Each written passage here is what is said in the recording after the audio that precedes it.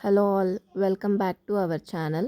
ఈరోజు రెసిపీ వచ్చేసి ముద్దపప్పు పచ్చి పులుసు అండి. చాలా ఈజీ అండ్ ఆల్సో చాలా టేస్టీగా ఉంటుంది.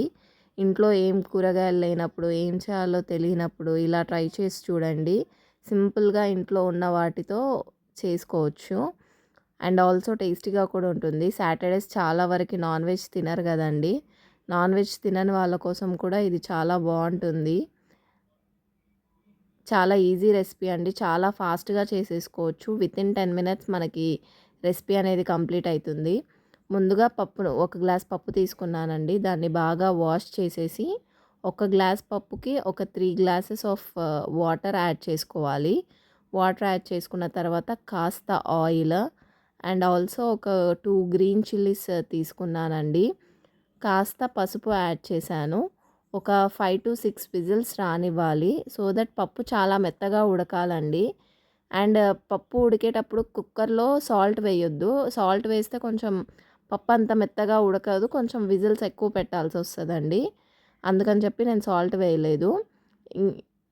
అలా విజిల్స్కి పెట్టిన తర్వాత ఇంకొక ప్యాన్ తీసుకొని ఎట్ ద సేమ్ టైం అక్కడ విజిల్స్కి పెట్టిన తర్వాత ఇంకో ప్యాన్ హీట్ అయిన తర్వాత ఒక 10 వరకు ఎండుమిర్చి తీసుకుంటున్నానండి నేను. ఇది పచ్చి పులుసు కోసము. పచ్చి పులుసులో కారం కంటే ఇలా ఎండుమిర్చితో చేసుకుంటే చాలా టేస్టీగా ఉంటుంది. ఒకసారి ట్రై చేయండి, చాలా బాగుంటుంది. ఇలా ఒక 10 వరకు ఎండుమిర్చి తీసుకున్నానండి. తీసుకొని దాన్ని బాగా వేయించుకోవాలి.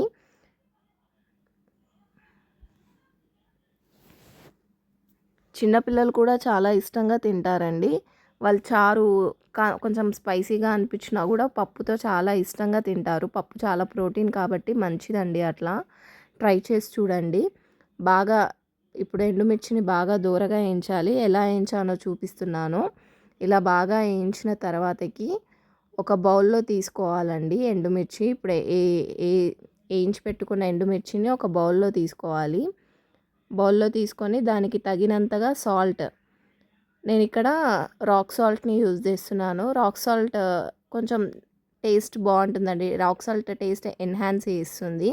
సో దట్ నేను రాక్ సాల్ట్ తీసుకున్నాను. రాక్ సాల్ట్ తీసుకొని ఇలా స్మాష్ చేసుకోవాలి. యాక్చువల్గా స్మాషర్తో చేసుకోవచ్చు, బట్ హ్యాండ్తో అయినంత మంచిగా స్మాషర్తో కాదు. ఒకవేళ చేతులు మండుతాయి అలా అనుకుంటే చేతికి గ్లౌజెస్ ఆర్ ఆయిల్ ఫస్టే పూసుకొని ఇలా స్మాష్ చేసుకుంటే సరిపోతుందండి.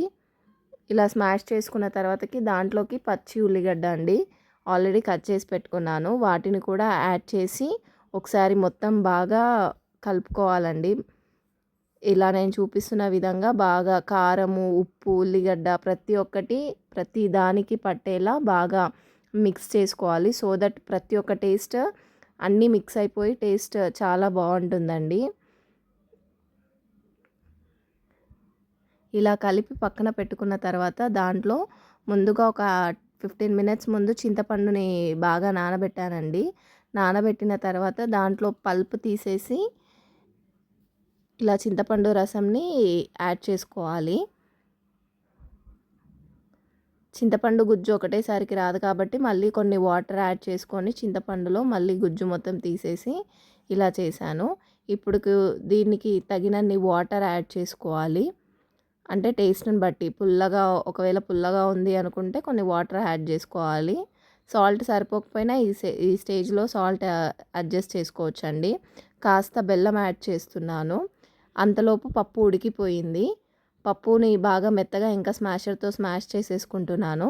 స్మాష్ చేసేసి సాల్ట్ వేసుకోవాలి. వేసుకున్న తర్వాతకి దీనికోసం పప్పు కోసం ఆయిల్ పోపు పెడదామండి. ప్యాన్ తీసేసుకొని ప్యాన్ హీట్ అయిన తర్వాత దాంట్లో ఒక 5 టేబుల్ స్పూన్స్ ఆఫ్ ఆయిల్ వేసుకోవాలండి.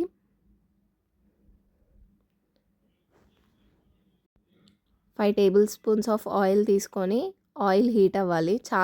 చాలామంది ముద్దపప్పులో పచ్చిమిర్చి యాడ్ చేయరు అండ్ ఆల్సో పోపు పెట్టేటప్పుడు దాంట్లో వెల్లిపాయ ఇవన్నీ యాడ్ చేయరు. కాకపోతే అవన్నీ యాడ్ చేస్తే టేస్ట్ చాలా బాగా వస్తుందండి.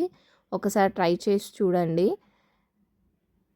ఒక 5 table spoons of oil heat చేసుకున్నాను. ఆయిల్ హీట్ అయిన తర్వాత దాంట్లో కాస్త శనగపప్పు, కాస్త మినప్పప్పు, జీలకర్ర, ఆవాలు, పసుపు, వెల్లుల్లి కాస్త కోర్సుగా దంచి పెట్టుకున్నానండి. వెల్లుల్లి, కరివేపాకు, ఒక 2 ఎండుమిర్చి యాడ్ చేసుకొని బాగా వేగనివ్వాలి.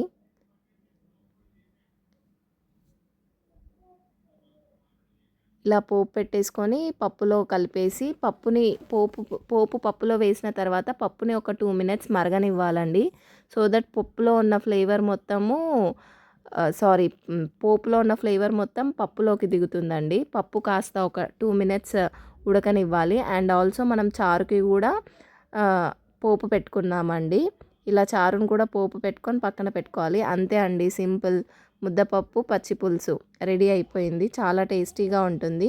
మీకు కానీ రెసిపీ నచ్చితే please like, share and subscribe. Thanks for watching.